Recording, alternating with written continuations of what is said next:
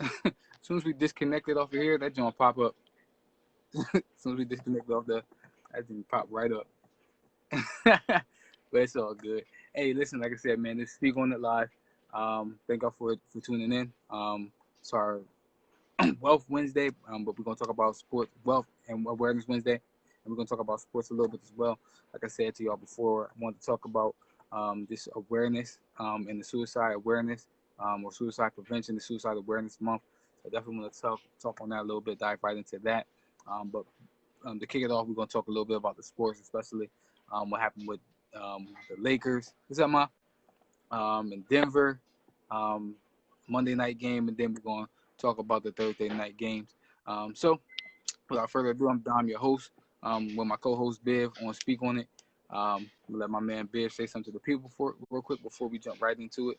We got a series between LA and Denver, y'all. That's all I got to say. It's a series. That's all I'm gonna say. Yes, sir. Yes, sir. Hey, listen. Let's start right there. But before we do, I want to let y'all know that we are also on Spotify. Y'all watching us live on Facebook, so of course y'all know we on Facebook.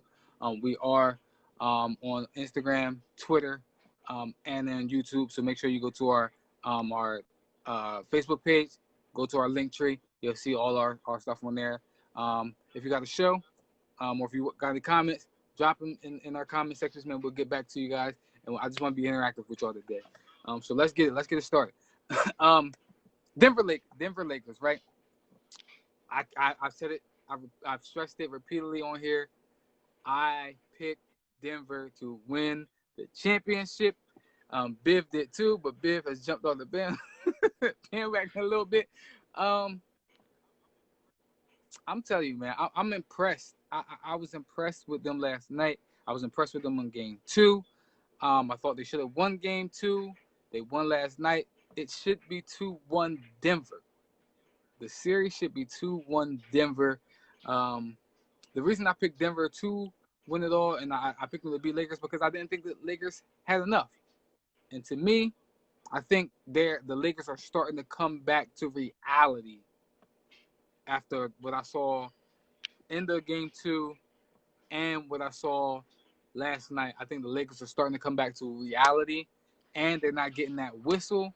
And I ain't gonna talk about Tamon, but I am gonna talk about Tamon's boy, but I ain't gonna jump right in on him. Um, but what you think, man? Your I thoughts kind on of that? feel you with the Lakers kind of coming back to reality. The only problem I have with that is I don't think Anthony Davis going almost an entire game without getting a rebound is reality. So, I just feel like that part, him, Dwight Howard, JaVale McGee, they all were just terrible on the glass last night. So I don't think that that's going to continue. But at the same time, I do believe that the Lakers, because of the way game two went and needing that buzzer beater and then losing game three, they are in a fight now. And I think the Denver Nuggets have a lot of confidence going into game four now. The crazy thing about it is I don't think like Jamal Murray had a good game yesterday, right? He had 12 assists, he had like 20 something points. He took over the game late, but outside of that game, Jamal Murray didn't really have he hasn't been having the games that we've been accustomed to, seeing him in these playoffs. Like we used to him, he's dropping 40 games, 50-point games, and then I don't think we've yet to see a big breakout game from Jokic in these playoffs as well. Um, so I think once those two can actually take off, because we've seen the big games from the Lakers stars. Now I know Anthony Davis had 2 rebounds yesterday, and like you said, That better not that be. is not reality. That is not going to be. That is not going to be them going forward. But I also don't think that they're going to continuously shoot 30-40% from the 3-point line and average like 30 free throws a game in this series. And we saw that yesterday. Like we saw they averaged in game two, they had 32 free throws in the first half. Like, and then it took them to have that buzzer beater to actually beat Denver with the free Yeah. throw disparity what it was. We seen last night that they didn't have that big free throw disparity, and we seen that actually Denver was the more aggressive team and they got to the line more. So I think that if everything is on an equal playing field, I think Denver is the deeper team, which is why I did pick them. And I think that Denver has the better offensive pieces outside of Anthony Davis and LeBron James. They have the better offensive pieces on their team as well. So that's why I actually picked Denver to win Yeah, this series. I was with you with Denver. I was feeling Denver going into the playoffs, but they scared me with having to come back from down 3-1 twice, and I just feel like a guy like LeBron is just not gonna allow that to happen, and I still feel that way. So I'm not gonna change. I'm not gonna change my pick. Although I'm just gonna say 7 now. I think it's gonna go. I think it's gonna go 7 now. I think it's gonna go 7.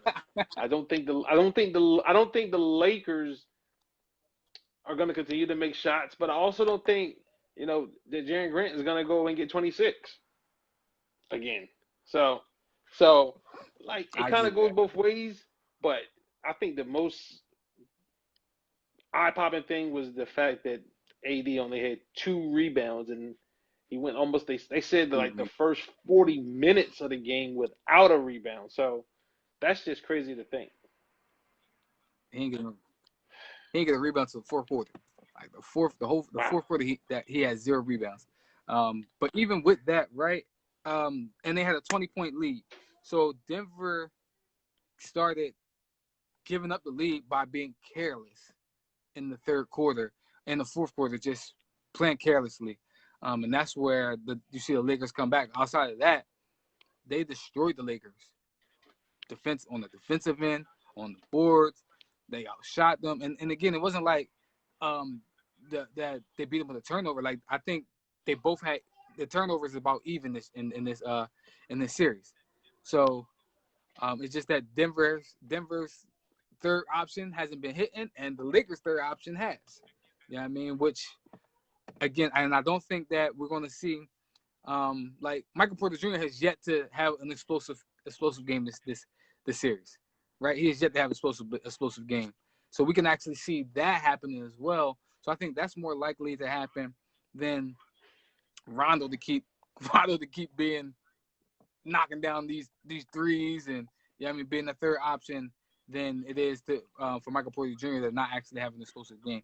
But I do agree with you. I don't see Grant having 26 again probably in this whole playoffs. I don't see him having 26 again in this whole playoffs. Whether if they beat the Lakers and they go into the finals, I just don't know if he got another 26-point I game in agree. him. So I agree with you on that. I definitely agree with you on that. So we got game 4 tonight. Game 4 tonight, Celtics, Miami. Um, I'm gonna tell you, I thought after game 2, I thought it was gonna be a sweep. I thought it was gonna be a sweep. I'm not gonna lie. I thought it was gonna be a sweep. Um, they showed heart. Gordon came back. Uh, maybe that fight in the locker room, yeah, I mean, sparked some in Boston.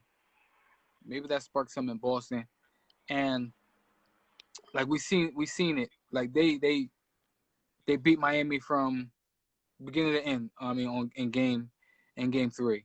And again, I don't know how much of Gordon Hayward's presence changed the complexity of that series. To me, I think it did. But I want to get your thoughts on that. I kind of felt like watching that game. I felt like it was more of Boston's defense. I think Gordon Hayward played a role because I thought he played well. But I thought it was their defense. They did a better job of running guys off the 3-point line.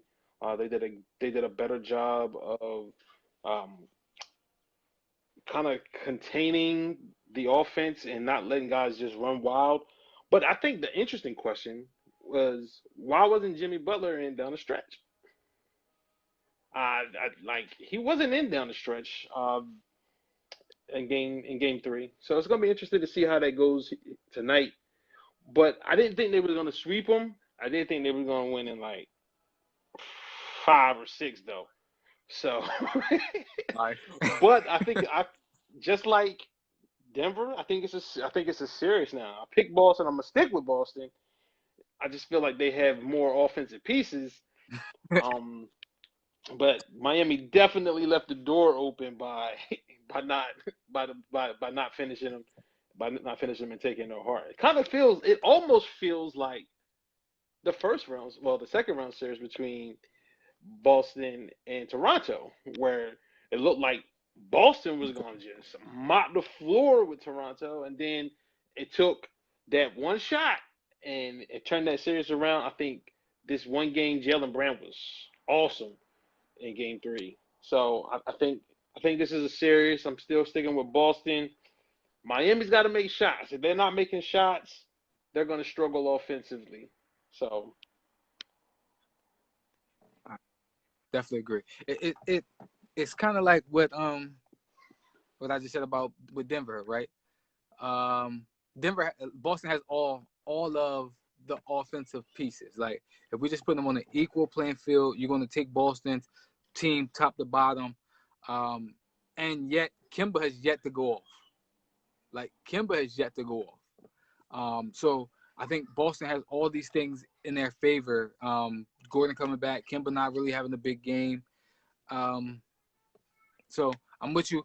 Like you said, we both picked Boston to make it, but for some reason, man, in 2020, it's 2020. With everything that's happening in 2020, I would not be surprised with a Denver Miami finals. I would not be surprised with a Denver Miami finals, and I won't be surprised if it goes to 7, and it's like it's a it's a game winning heave that wins it all. it's crazy because we could literally get two teams to make the finals that next year could potentially not make the playoffs. Like, you know what I mean? Like you Especially, don't know what's gonna happen. Like the Warriors are gonna be back in the West. The Nets are gonna be better in the East. The Giannis situation is up in the air. Like anything can happen, and this bubble is gonna could potentially give us something that we would not have seen if we were in normal circumstances. So I'm enjoying it. it, it, it's funny. I'm glad that you mentioned that, right? Because I was thinking, if Denver or Miami win it, right? Would they be the favorite next year to win it? And the answer is no. The answer is no. They would neither one of them would legit be the favorite to win it next year unless Michael Porter Jr. becomes a superstar in Denver. But even then, I still don't believe that they would be the favorite to win it. Especially like you said, we don't know what's going to happen with Golden State. They wouldn't be neither one of those teams would be the favorite to come out of their respective conferences next year, even if they made it. With Golden State coming back, and if both LA teams stay intact, they're still going to be ahead of Denver. So, it's like again, the bubble is going to could potentially give us something that may not ever see again. I, I, I, I'm glad that you brought this up, right? Because I got all these things that's coming through my head now. But we're talking about so much uncertainty. Because I'm sitting here thinking like, dang, in the West, what's gonna happen with OKC? What's gonna Yeah, happen with Houston? Like, like Portland. What's gonna happen with Portland? Is is Melo coming back? So I'm with you. But when I think about that and it's so much uncertainty, I go with why I picked Denver this year. What is a certainty and what is a team that has been together for at least 3-4 years now? I think that I'm gonna tell you if Denver wins it all, you could possibly pencil them in as one of 4 teams that they're gonna pick to come out of the West, and they probably be the 4th team. but they will pencil Denver in as one of those top Absolutely, four they teams should. to come out of the They West. should. But you know how Yeah, they should. Vegas, They should definitely. They they bought their definitely should. money, so they can start off Yeah. anywhere. So let's talk about let's jump to football real quick. Well, hold on, wait. We got something that's big happening that concerns you. So I want to talk about that real quick and get your thoughts on it, man. Chicago hiring. Chicago just hired Billy Donovan. I'm not enthused. I said it in the chat. I'm not enthused about the hire. It's one of those situations where I'm just gonna wait and see. I'm not gonna get too high, but I'm also not gonna get too low. I'm gonna wait and see, and then I'm gonna react. Y'all know I'm not a big fan of Billy Donovan. Um, I felt like he won two national championships when college basketball was really getting into the whole one and done thing. And he had a bunch of seniors and juniors that were just really good. A few of them went on to the NBA, and then I felt like he underachieved in OKC. Like he had Russ, he had PG, he did nothing, and I felt like he had his best year, his best coaching job was this past year. But everybody's going to give the credit to Chris Paul, and yet my Bulls they lined him up and put him on. So hopefully he comes in and he can do something. We gotta stay healthy one, but I'm not too excited about this hire. But I'm not gonna overreact because it could work out. I'm with you. Like you said, he hasn't had a losing season in in OKC. He hasn't had a losing season in there. But like you said, he also had Kevin Durant, Russell Westbrook, Paul George, Chris Paul. He's had a bunch of talent there. So if you're a loser with that talent, then maybe you shouldn't be coaching. Um, but I am interested to see what he does do with that Bulls team because I think that Bulls team does have talent. I think it does have talent there. It's just a matter of like And I can piecing it all understand together. with what he just did in OKC with all of the guards, and we have a lot of guards too. So I can understand, them trying to them going from it from that standpoint where we have Dunn and Kobe White and Zach Levine and a few other guys, but he hasn't done anything. That's what I'm not understanding. Like he hasn't done anything, and I'd rather give. We're not a team that we're championship ready, so we needed a championship coach. But we're a rebuilding team, so why not Hmm. give a younger coach an opportunity, a fresh face, versus recycling a guy that's already been there and done it. So I definitely agree with that. I definitely agree with that. NBA or owners, like my man Biv just said, if you don't have championship expectations or aspirations, don't bring in the championship coach. Bring in the coach that the team can grow with. That's my thought on that. So let's jump to the game from Monday. I know it's 2 days afterwards, but hey, let's talk about it. Saints, Raiders. We both picked the game. We both said the Raiders was going to win. So I'm not really shocked that they won. I'm not. It doesn't. Like I said, it doesn't shock me that they won. But one thing that is shocking to me is, and I don't know how much of it contributes to them not being able to practice or having an off season. But again, that's not an excuse. That's everybody in that same boat. But I'm not really impressed with the Saints this year. I'm just say that. I'm not really impressed with the Saints this year. Based off of 2 games, they have 200 plus yards in penalties. Drew Brees turned the ball over. He's made a couple of mistakes. Alvin Kamara had made a couple of mistakes. The defense is making mistakes. I'm just not impressed with them this year. And I know I picked them at 11-5 this year.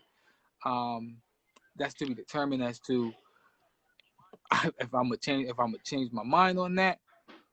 But just off what I'm saying, I'm just really not impressed. I think even in that with that Buccaneers game, that game was there for the taking for the Bucs as well. But that take away the pick six, you take away the other turnover that they had, that could be a different game as well. And we can see the Saints being 0-2. So yeah, I'm really just not impressed with the Saints. I'm gonna take it a little bit further. I'm just not impressed with Drew Brees. And this is a carryover from last year, to be honest. I just don't think he's not the same. He's definitely not the same guy. I don't know if he's still not healthy or whatever it may be, but Drew Brees is not getting the job done. The defense. It's been a long time since I've seen a tight end just dominate a game the way Darren Waller dominated that game Monday night. And it was one of those situations like you knew they were throwing the ball to him and they couldn't prevent it from happening. It was like, who else is he going to throw the ball to? Like the other rookie, what's his name? Not Ruggs.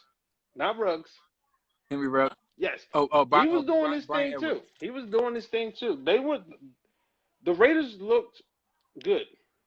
I think the Raiders are going to be a really good team. The Raiders could potentially win that division. We were hard on Chucky, man, but I guess he know what he's doing. I'm gonna leave Chucky alone.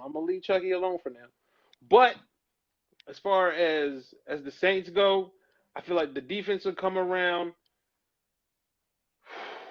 Without Michael Thomas, I think the offense is going to continue to struggle.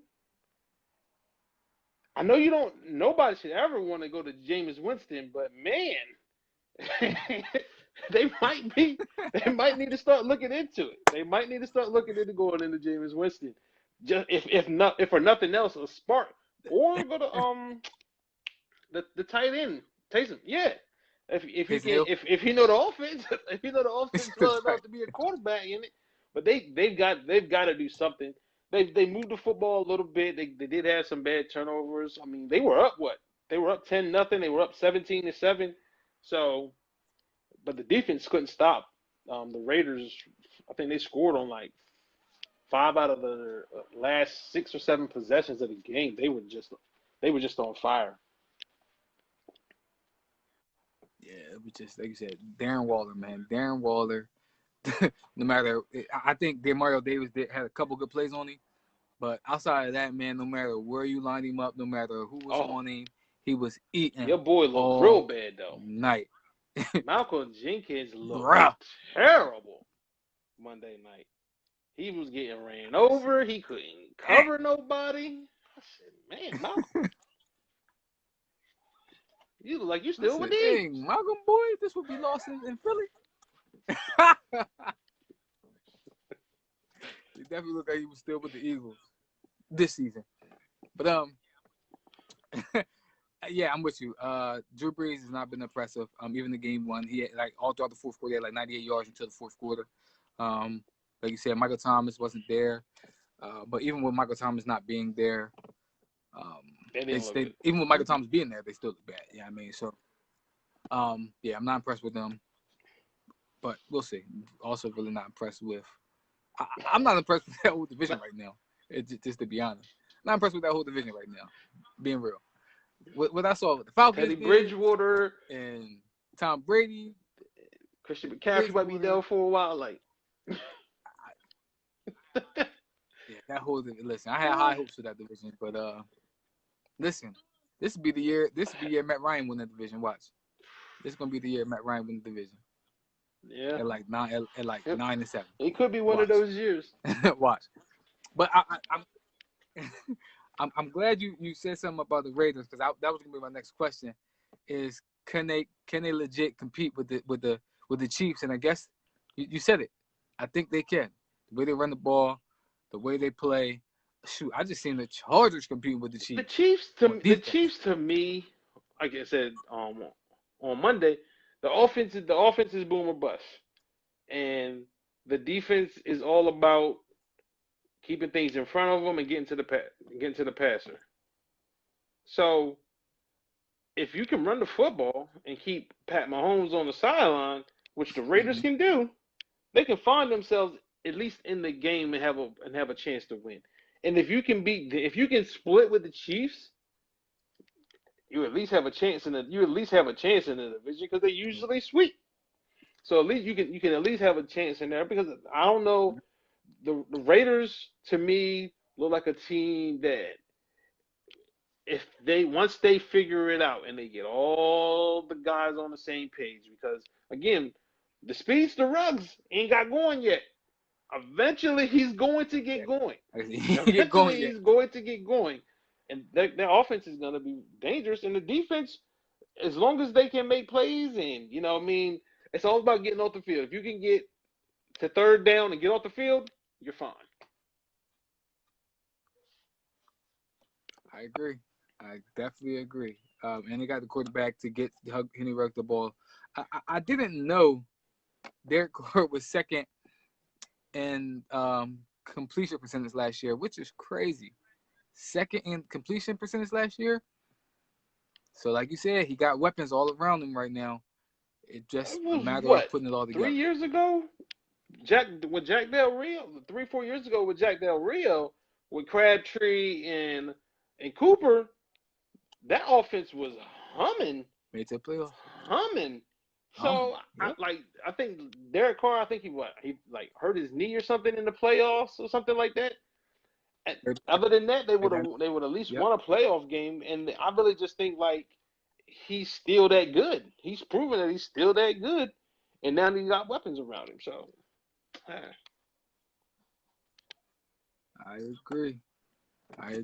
So let's jump into this Thursday night game. Let's pick it. Talk about it. It's one of those games where it's like, do we got to talk about it? But it got my guy in there. It got my surprise team. I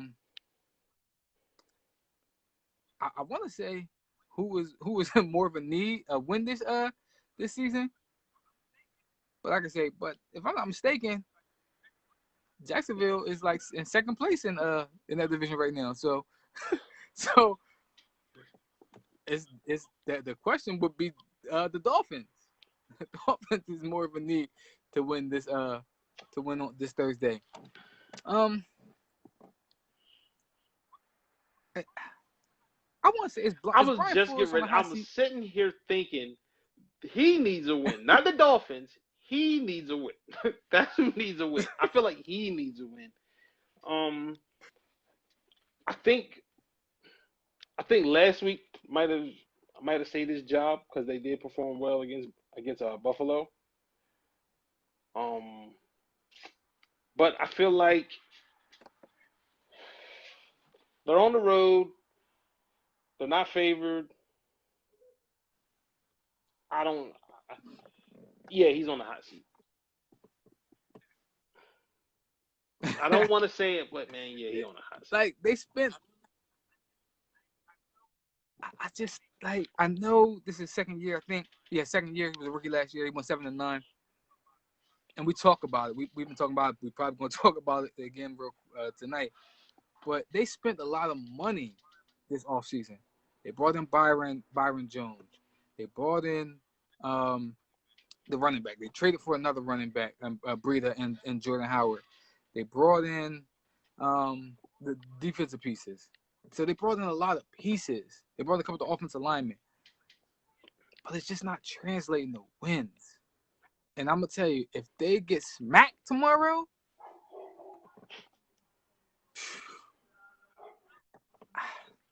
I don't know. And here's the thing, and this is why I'm big on Tua can't be healthy. Because you brought in all of those pieces, that doesn't sound like a team that's rebuilding. That sounds like a team that's trying to compete now.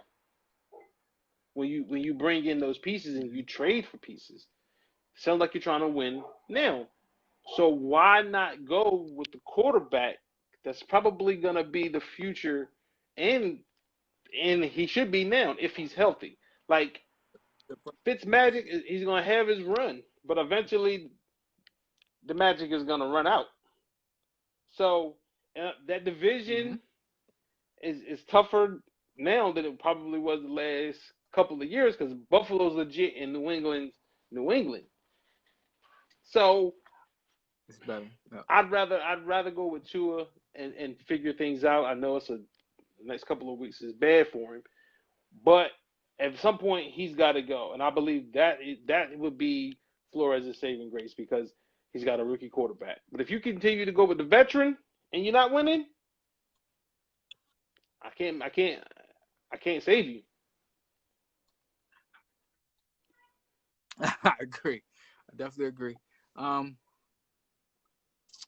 Gardner Mitchell looked good, man. That's what I'm gonna say. I was looking at this stuff last night. Six six touchdowns, 2 interceptions. Gardner Mitchell looking good, man. And I think they're gonna smack. I think they're gonna smack the Dolphins tomorrow. I just think they are. I think they're gonna smack the Dolphins tomorrow. I just don't see where the Dolphins. And again, I know they fought on Sunday. I just don't see where on a short week where the Dolphins can compete with them. And that's crazy to say that the Dolphins can't The compete with Jags. the Jags, who we saw them get rid of all their pieces. But I think that team, Garner Minshew has like is the identity of that team, and he has that team ready. He has that team playing, regardless of who we know. Listen, we ain't know who that Garner Minshew was. He got a bunch of unknowns on there, but they Yep, I fighting don't know. I don't and think they I ready to know, go. but maybe one So or two people on defense. Um, I don't know nobody on the offensive line. All I know is like a couple of receivers and Gardner. That's it. That's it. and Gordon, I can I can even name their coach. The freak is their coach? Man, I don't Titans even dude, right? remember Old who their Titans dude. coach is either, off the top of my head. That's why we all had them going. That's why we all had them going I 0 can't even think of their 16. coach. I was just hoping that they get Trevor, so I gave them 4 wins. Nobody knows. Like you said, Yeah, nobody man. knows who any of these people are. But like you said, they got the Yeah, man. Garner got them balling. Um, and I actually picked Garner. I I'm think I'm gonna gonna go with them. I think they were like pick a them. 3-point favorite last time I checked. I'm taking them. I'm taking them. They played well at home and won, and they lost a tough one on the road. So They did well on the road. I'm gonna take. Mhm. Yeah, And they had I'm the I'm ball gonna late take in them that at home. game. So Short week. and Yep. they put up points in both games. Like they Yep. scored a lot in both games. So I don't know if the Dolphins can keep up. Um, so this our that was our sports segment. Now turn over to talk about a little bit something a little bit more serious. Um, a, a, a friend of mine mentioned to me that it was suicide prevention month this month, and I definitely wanted to talk about it on the show, bring more awareness to it, especially with it being this month. Um, so what I wanted to do is um, I had a couple of facts on here, and I wanted to like throw them at you and talk about them real quick, and then I want to talk about a personal story. Um, but when I was looking at it real quick, I was looking at some of the facts, and I got this off of the MDBH.com website. And one of the facts that they said is over 44,000 Americans die by suicide every year. It's a lot. I never,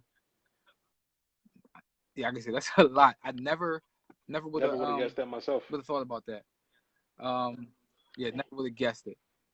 Uh, Suicide is the fourth leading cause of death for people between the ages of 18 and 65. Fourth leading cause of death. Wow. Man. Um, And the crazy thing about that stat right here is the next stat. It says for every death by suicide, there are over Now that I 25 can suicide believe. attempts. Now So that that I can number can believe. skyrocket.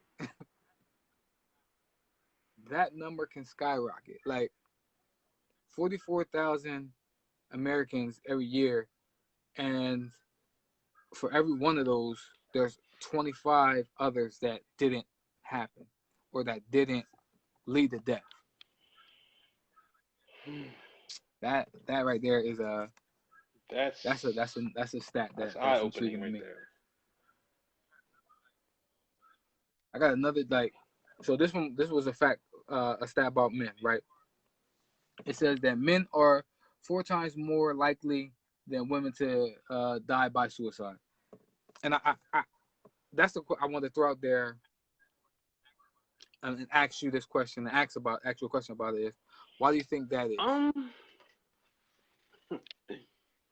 Men struggle with so many different things, and I'm not saying that women don't, but men struggle with things that are completely different. I believe, and I could be wrong, but this is just my personal feeling. I believe that it's easier for a woman to be comfortable with her sexuality than it is with a Mm-hmm. man. Um, Mm-hmm. so you couple that with so many other things that society has puts on men, where you're looked down as you're not a real man if you are in touch with your feminine side, if you cry, if Mm-hmm. you know anything that's not stereotypical manly, you're considered not to be a real man.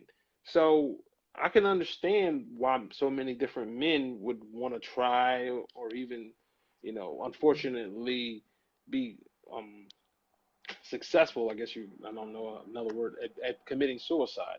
So I just think there's so many more pressures on men, and they don't have that true outlet to go talk to someone, because again, talking about your feelings is viewed as not being manly. So yeah, I think that's it. I think it's just so many different pressures, and the stereotypical "you're not a man if you do certain things" contributes to the number of suicide attempts. I definitely wholeheartedly 100% agree with what you just said. Shoot, I was trying to get through these stats before I even get to my personal story. But that one stood out, and basically based off what you just said, I agree because um, personally I've never attempted suicide. Um, but to say I never had a suicidal thought, um, that I would be lying about that. So I want to talk about like how I struggled with suicidal thoughts for a while. Not now, yeah, I mean, but early on when I was younger. I remember it vividly, like my 24th birthday. 24th birthday, um, and I remember like just getting on the dart bus and just riding. I just got on the dart bus and just rode wherever the bus took me. You feel me? And I remember like thinking about like how I just wanted to, like, not saying I wanted to die, but if I did, like, who would care? Like who would be there? Who would um show up to my funeral? Like who would know? Like all these thoughts came to my head. Um and it was like one of those feelings like Hmm. you was all alone. I was all alone. Um and I think that that's a struggle based on what you said. Like for me, that was a struggle for me, but that's what a lot of men, that's how a lot of men feel some at times. Like, don't nobody know what I'm going through. Yeah, I mean, and if somebody did know what I'm going through, who would care? Who cares about what I'm going through? And like you said, society tell you don't tell your problems to nobody. You a man, deal with it on your own. Deal with that thing on your own. Find a way to to figure it out, and don't talk to nobody else about it.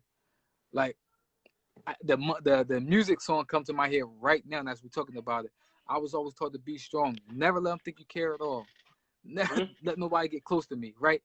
Never tell them how you feel. Like that is a legit how society portrays what a real man is. I'm strong. I'm tough. I'm prideful. Don't talk about. I'm not going through these things. I'm not doing this. I'm not doing that. And that is a major mistake in our community, in the black community, and as a man, forget community, as a man in himself, in and of itself. That is a Yep. major issue with men, that we feel as though that we have to go through these things on our own. We feel as though that we need to struggle on our own. Like, just think about that. Like how the world would like tell you struggle on your Yep. own. That doesn't That sound don't right. even sound. That don't even sound right. Struggle on your own. No, just like if I needed help with whatever, like I should be able to go to somebody and talk to somebody and tell them that this is Yep. something that I'm dealing with. Like this is a struggle of mine. Um, but like I said, yeah, I struggled with suicidal thoughts, man, for a while. Like I said, early on in my 20s, and I think another thing that you talked about, or how you said it, but what came Yes. to my mind was expectations. Like as a man, there's so many things expected of you. You have all these expectations that you deal with on a regular basis, on a day to day. One of the things that society will tell you is a man is a provider. Like let's talk about that expectation right there. Why I think that one of the things that can contribute to having suicidal or being suicidal, and like you said, being successful at that, is struggling with that expectation and struggling with the expectation of being the provider for your household. Um, I think that um, like yeah, like Yeah. society tell you not a man if you don't if you don't provide for your household, you're not a man. So in turn, when you feel as though that you can't provide, now it starts to think. Now the thoughts start to keep in your head like, well, what's my purpose? If I'm not providing for my household, then I have no purpose. I don't have.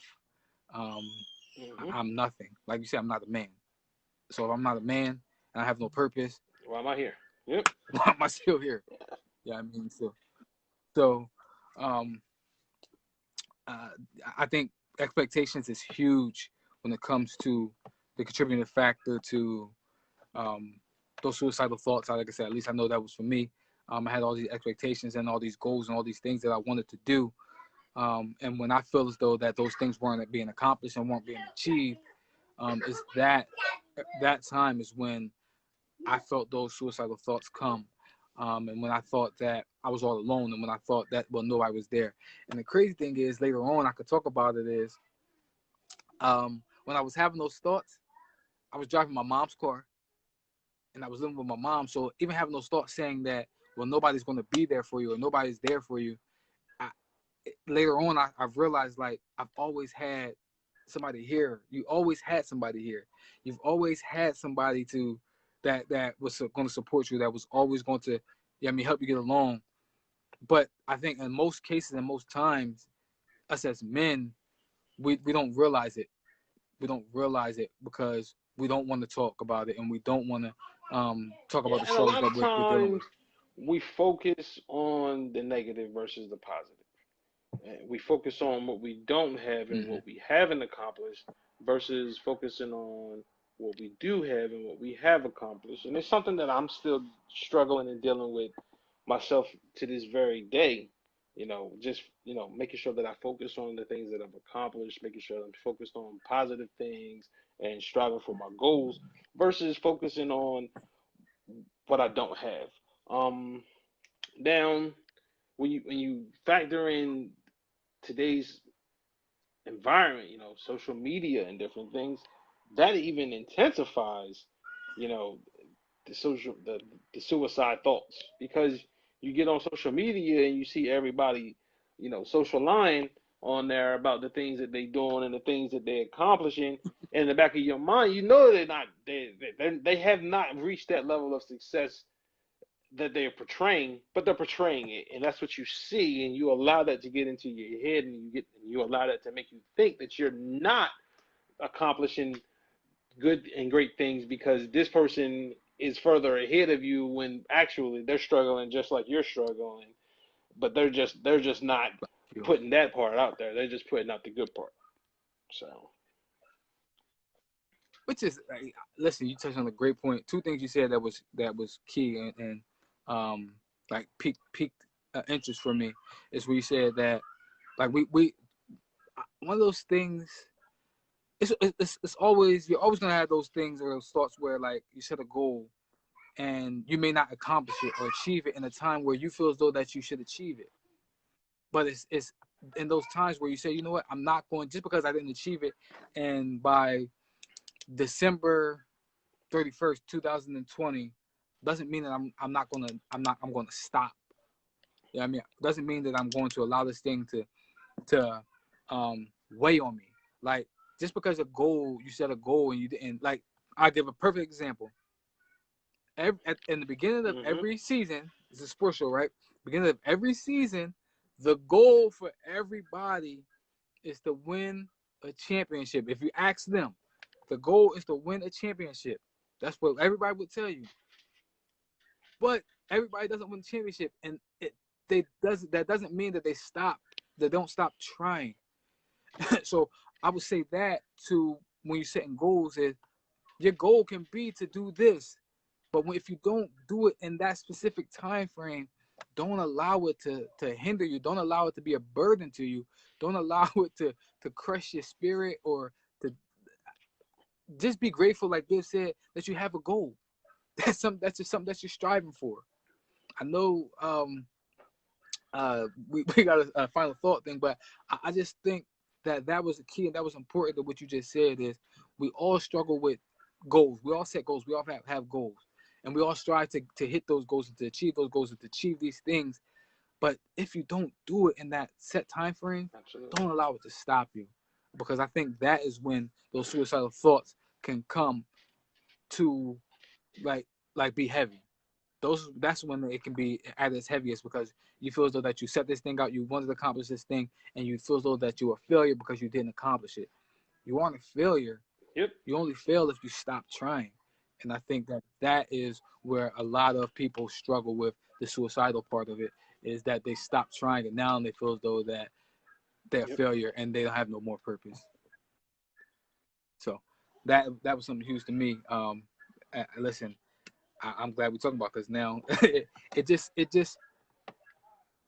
just put things into perspective, and I think like I was telling my wife the other day, and anybody can have hmm suicidal thoughts. That's just being real. Like, and because it's Suicidal Prevention Month, it's like how do we prevent those things? And I think that one of the things that you said is a key, um, a key into how you prevent um, suicide.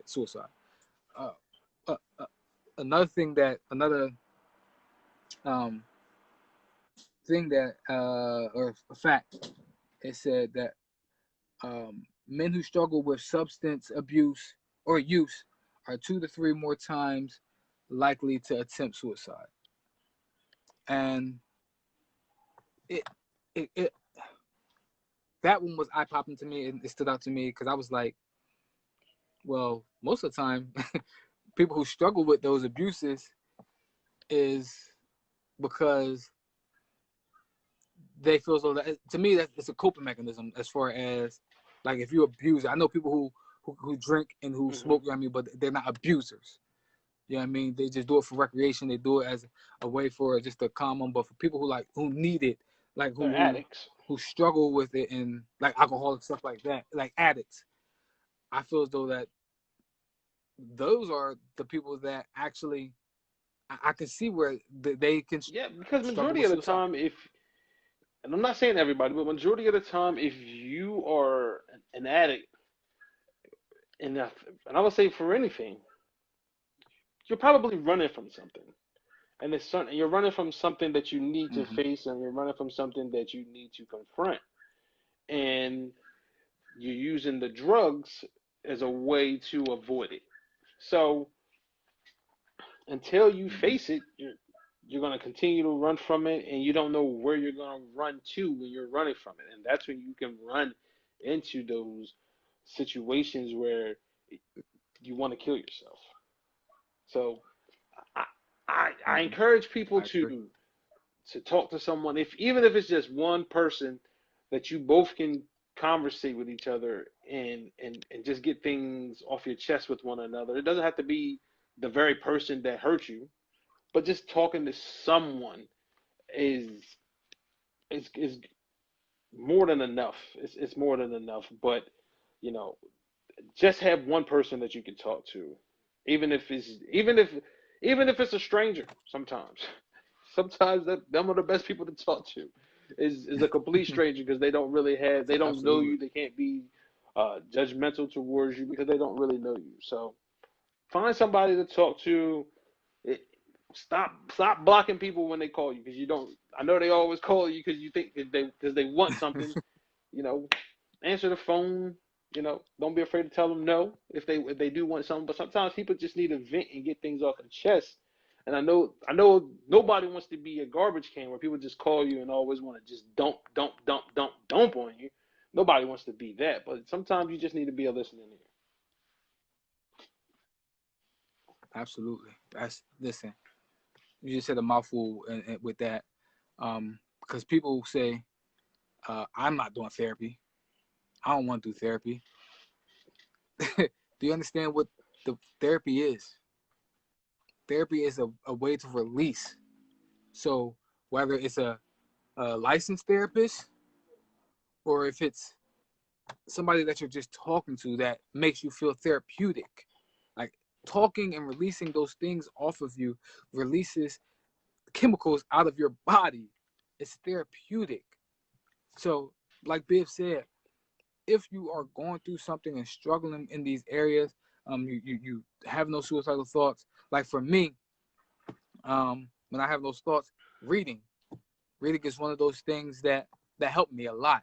And what I did, one of the things I did is I read out loud because I'm releasing all the things that's on the inside. I'm releasing it out there and out into the atmosphere. So I've read out loud, and then I do meditations, and like I said, I talk to people, and then I learned to just release all those things that those expectations. Yep. I learned to release all those expectations. So I do have goals. I still have goals, and I expect to hit those goals. But expectations aren't meant to kill you. You set your own expectations. You set those. Yep. You set those goals. So you strive to try to achieve them. But if you don't, the only person you got to look up to, the only person you got to Yep. vouch for is you. So um, this one, it, I'm gonna spit these facts off, and then I guess we're gonna talk about some of the preventions that they talk about, or some of the signs, and then some of the preventions. Um, the youth one, man, that it get me a lot, man. Um, the one with the youth, it get me a lot when I'm reading it. It says 80% of teens who die from suicide show warning signs. That's tough for me, man. I, I think it's tough because one, I got a teen. I got a teen. My niece who lives with me. Um, I got three kids. One who's a preteen, who's going through her stages right now. And then I have my two little ones. And I never want to Hmm. ignore a sign. You know what I mean? I never want to not be able to identify a sign.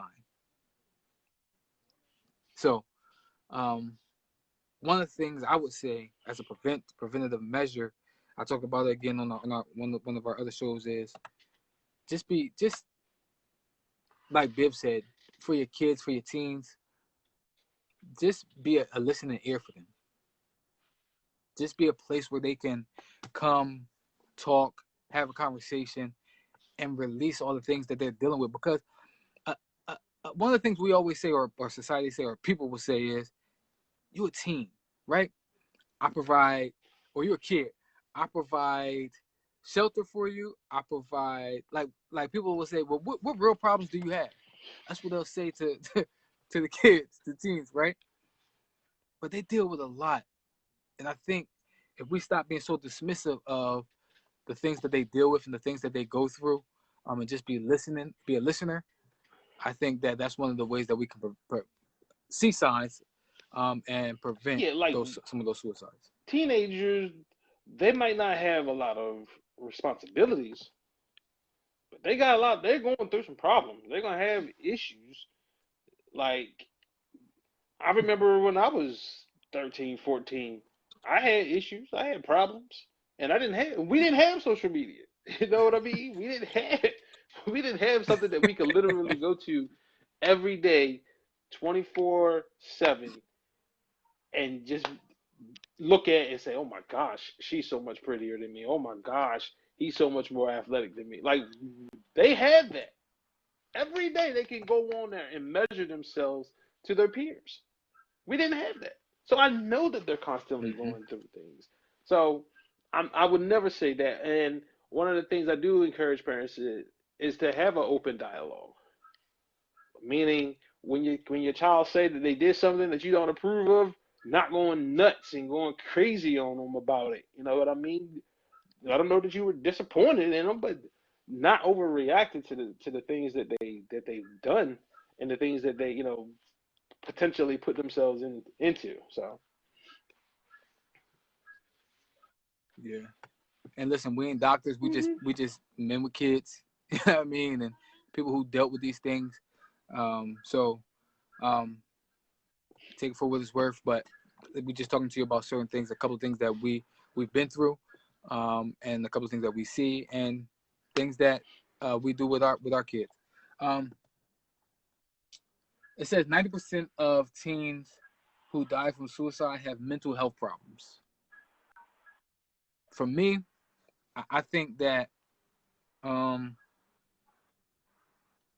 I think yes, suicide does stem from mental health problems, but I think that I, I think when people hear mental the health, big they ones. think of They don't um, think depression is a like, yeah, the mental big health ones, disorder. right? I was gonna say like Yeah. depression. That's a mental health um, uh, um, issue. It's not something that you are born with or stuff like that. But depression is a mental health thing that almost everybody in the world struggles with. When I was having suicidal thoughts, hmm that's what it was. It was a depression. It had nothing to do with all this other. I was depressed from something that I was going through stages of in life. Like just it's just stages in life. We go through these stages in life. We get down, and then that's when we start to have these thoughts because we feel as though And that we're something not that goes moving. undiagnosed in a lot of people, and I'm pretty sure all of us suffer from it at some sort of extent, is being bipolar. Like like a lot of people are like you have those mood swings and those triggers that can set you off and just keep you down for a while. You're not even depressed. You just don't want to be bothered right now. So like you know what I mean? So like and again that's a mental disorder. Being bi you know what I mean, being bipolar. Hmm. So like chemical imbalances, like there's a lot of different things that go in there. But when people hear mental disorder, they automatically go to the big ones. They thinking, Down syndrome and that type of stuff. Yeah. Like, no, autism, no. That's that like those aren't even Right. the ones. The biggest one of that 90% is Right. depression. Depression is Yep. Depression is see? like you said. That depression is the number one. It's the number one uh, mental disorder or that people talk about hmm that lead to suicide. Depression is the number one. And like you said, even with the whole bipolar thing, like you said, we all can be like, I can be like, man, I'm great today, and then tomorrow I'm like, I ain't feeling it. I just don't feel like doing it. I don't feel like like so. I definitely agree with you on that one. Um, yeah, this one right here, man. Reading this one is what really had me down like, dang, man, we definitely got to do better. Um, More teens die from suicide than cancer, the flu, AIDS combined. Mm. So I was thinking about that, like, dang, we really need to, um, we really need to talk to our kids, and we really need to, um, like, to me, just talking to them, but also like creating a atmosphere to where they feel confident. You know what I mean? And who they are. Because like you said, social media screams at them with expectations. We talk about that. It screams at expectations at them. Well, Susie got a lot of friends. Yeah. Like, right? So they measure themselves with friends, likes, tweets, like they measure themselves with all those views. They measure themselves with all those things. Like that's the expectation for them. The social media world expects me to have such and such. Like I was listening to somebody the other day, and they were saying like how the world that our kids are going to grow up in, it's going to be crazy. Like it's going to be crazy, and like between TikTok and Twitter and YouTube, because we're gonna be in the YouTube. YouTube is a huge like all these things, and that's how our kids. That is how they're gonna measure themselves. They're gonna measure themselves against all these platforms and all these views and all these likes and not to mention because we didn't even mention the things that we had to deal with as kids, right? No. That didn't go away. Those things didn't go away. We had to deal with bullying and not being able to have being at the cool table, stuff like that. Those are certain things that your kids still gonna have to deal with. That on top of the likes and the views and all those things like cyberbullying. Man, I ain't never had to deal with I cyberbullying thought in it my was a life. joke. I'm like, how can you be bullied over the Like, internet? And damn, then I seen it for myself. I was like, oh yeah, that's that's a real thing. yeah. So it's like our kids got to deal with so many things on top of the things that we had to deal with. Um, shoot, I'm like, man, shoot, being a parent hard in 2020. Like, it is. Yeah, I mean, but I can imagine like the things that I can't imagine the things that our kids are going to have to go through and that they're going through unless we have those conversations with them, unless we haven't we're talking about these things. And I know we all got to work and we all got all these things that we deal with. Um, but just for me, we're not making if I'm not making a priority, and I could be guilty of it. Like I said, I got an 18-year-old. For the most part, shoot, I got a 13-year-old too, a 12-year-old who about to be 13.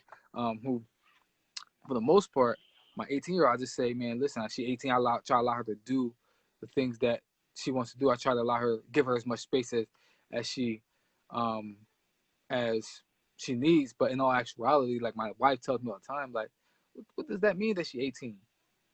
She still needs that guidance. She still needs to have those talks. She still needs these structures in place to help her navigate the things that she deals with. I think sometimes that we get to that 18-year-old stage and we like, man, they're adults, they do this, they can do that. But in all actuality, to me, I think that's probably when they need you the most. Sit back and just thinking about it because they're in that stage where I am legally an adult and I want to venture out on my own in some areas, but I don't really know. So that's where you got to start parenting even harder and say, well, this is like, and still be on them, still give them that discipline, but still give them that freedom enough to figure things out on their own. So, I'm with you, and you said it. You said conversations. Conversations are more than one person mm-hmm, talking, which means when you're not talking, that means you need to be listening. And I think that's one of the things that mm-hmm, that teens struggle with adults. Period. They feel like adults, regardless if it's a parent or aunt, uncle, teacher, coach, they feel like they don't listen. So be that listening ear. That's what when I said earlier, not overreacting to things.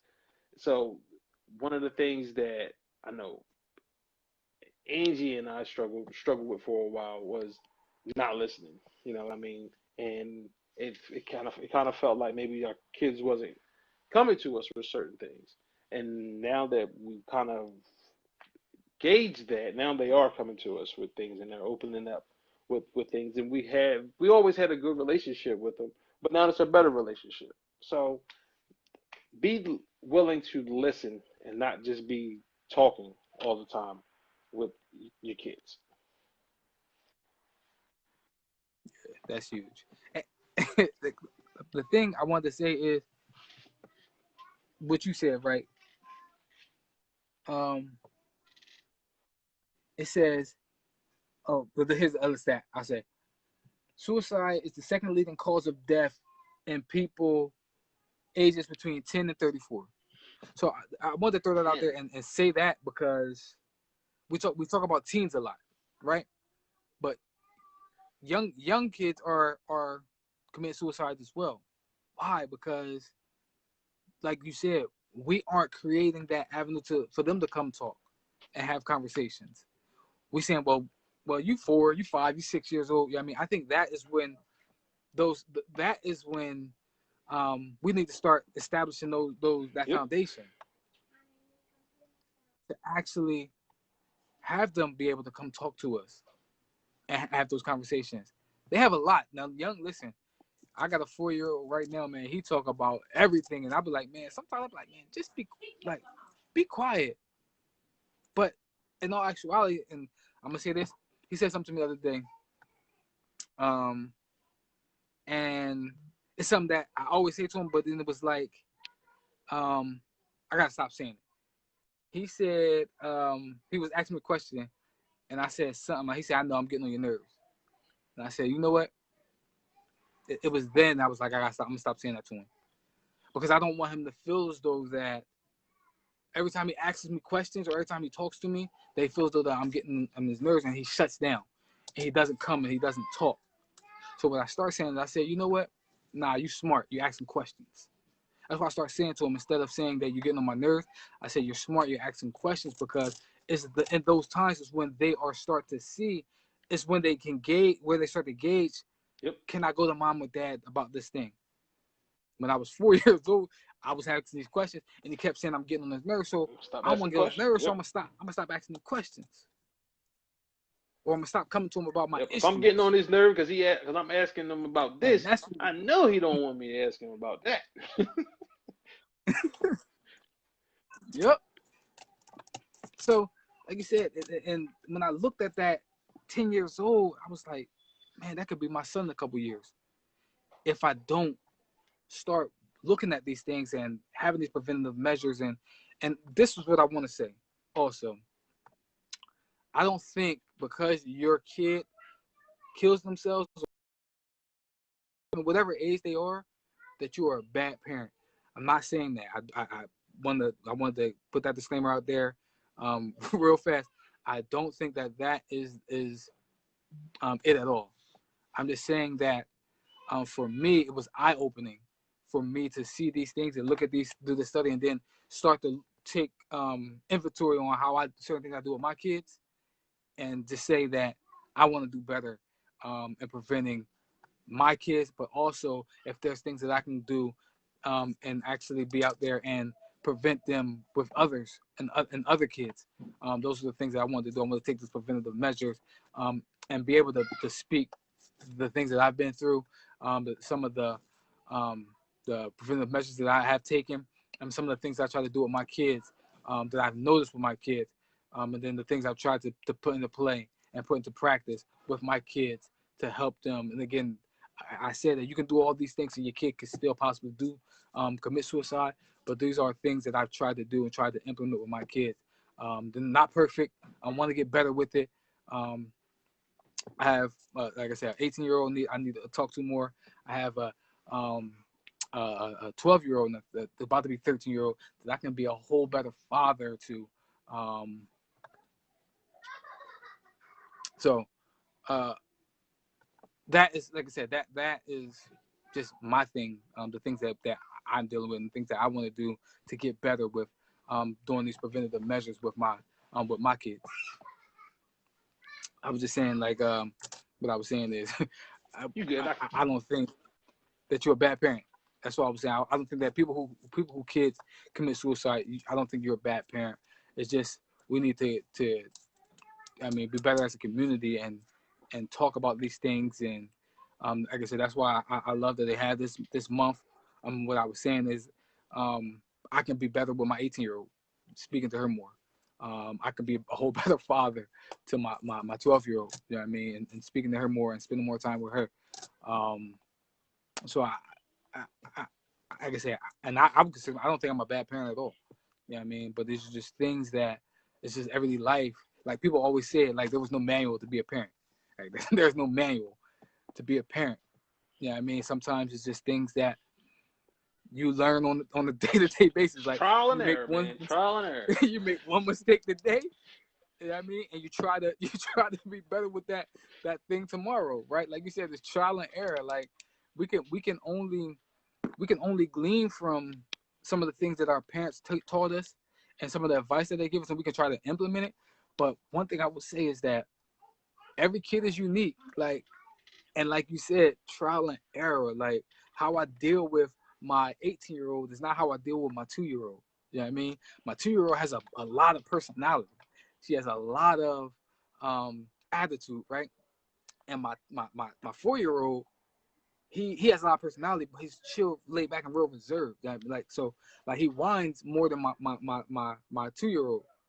So I can find myself getting upset with that. But like my wife said, it's understanding that they're different and dealing with them differently. Like you said, it's trial and error. How I deal with King is not how I'm gonna deal with Sadie. How I deal with Zanaya is not how I'm gonna deal with Naira. Like those are just two different things, and there's no manual for it. You just gotta figure it out, Yep. man. So I don't think you're a bad parent, man, if your kid commits suicide. And I also want to say that if it's something that you struggle with, um, if you've ever had a kid commit suicide, um, that I want to say speak on it is here for you. I definitely want to throw that out there, and say that I'm here for you as well. Speak on this here for you. I know Biv is here for you. Um, like you can reach out to us. This show came about um, off of one of my friends. Uh, she was walking. She was doing a walk for suicide prevention. Um, I think she lost a student doing it, and it sparked something in me to say, man, we got to do more of these things with our show as well. Just talking about these things. We have a platform. Just talk about it. And if we can save one, two, however many lives, just by speaking about these things and giving them a platform and a voice just to talk about the things that they're dealing with, um, we want to do that. So that's what the show was. That's why we brought the show about. That's what we want to talk about. Talk about on the show. It's just to say that we're here to try to help prevent suicide. Help prevent if you're dealing with those things and you feel those that you're alone. Um, we want to talk about it. Yep. We want to speak on it. That's what we want to do. So, um, let me see if we got some. Um, it talks about some of the warning signs. I'll throw a few of them out there. Like I said, one of the things we talk about, one of the things we said is depression. I think that's huge. That's a huge warning sign to um, somebody who has a suicide, who's possibly going to deal with suicide. If you feel as though that you're depressed, and I could talk about that from on a personal level, um, and for me, but also I'll say this with my sister, my older sister, um, who committed suicide. She committed suicide. She was depressed. She lost a baby. She lost the love of her life, and she took her life overdosing on pills. So, suicide is depression is one of the major causes of suicide. the number one thing they say is, or another thing they talk about is talking about wanting to die. Um, Looking for a way to kill oneself. Like, I think these are all generic signs. Um, Actually, acting anxious and giving away prized possessions, talking about having no reason to live, sense of purpose,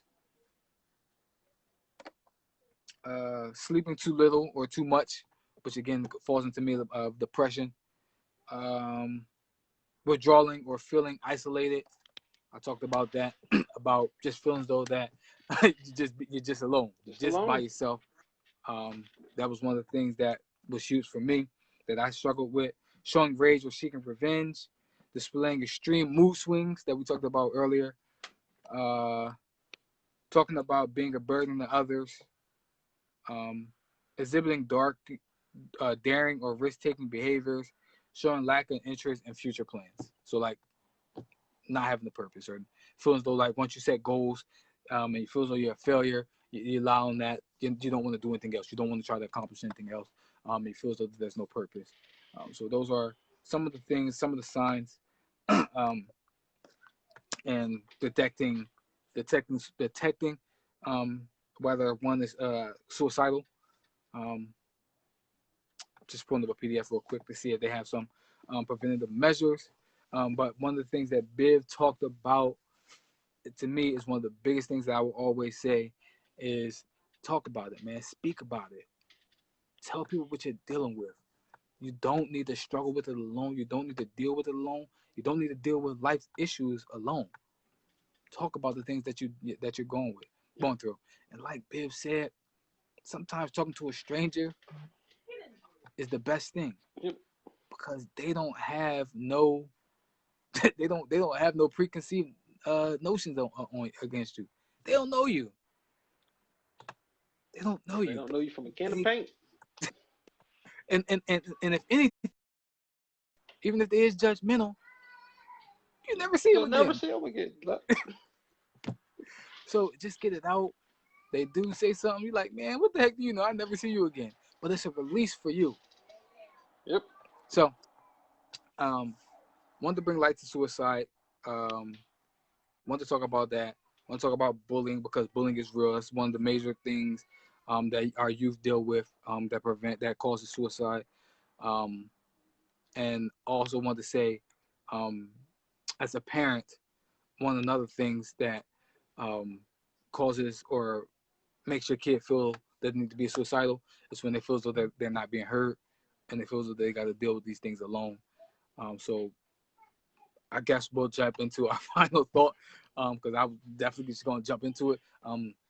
My final thought about it would be just that it's providing a safe place for your kids or for just your loved ones. Like I said, not just for kids, but just your loved ones in general, to where they could come talk to you about the things that they're dealing with.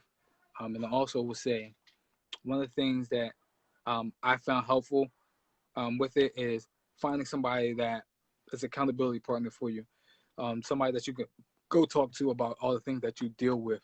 Doesn't have to be a therapist, but just somebody who's accountability, who's going to hold you accountable.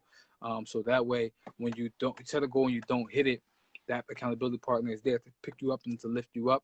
And then they also celebrate you with your wins and achievements. Because I also want to say this: I don't feel as though that um, non-success is the only thing that causes suicidal thoughts.